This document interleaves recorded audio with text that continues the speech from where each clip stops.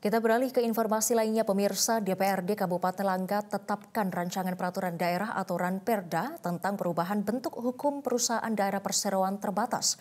PT Langkat Setia Negeri menjadi perusahaan perseroan daerah. Saudara Sekretaris DPRD Kabupaten Langkat.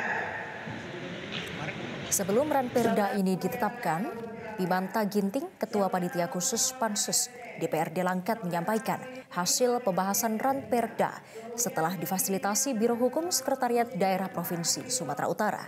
Ada beberapa perubahan saat membahas Ranperda, jelasnya diantaranya penyesuaian judul Ranperda, penghapusan konsideran, penyempurnaan konsideran, penambahan dasar hukum, penghapusan pasal, penyempurnaan pasal, dan penambahan ayat dalam pasal.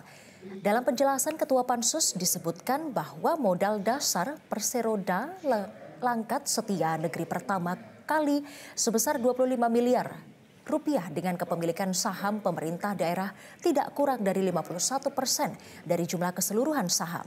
Saham-saham dapat dimiliki oleh perseorangan dan badan hukum.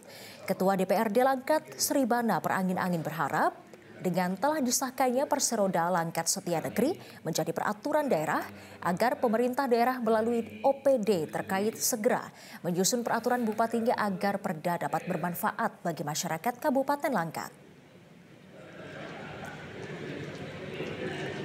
Saudara Sekretaris DPRD Kabupaten Langkat.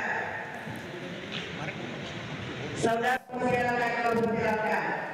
Saudara. Jelajahi cara baru mendapatkan informasi. Download Metro TV Extend sekarang.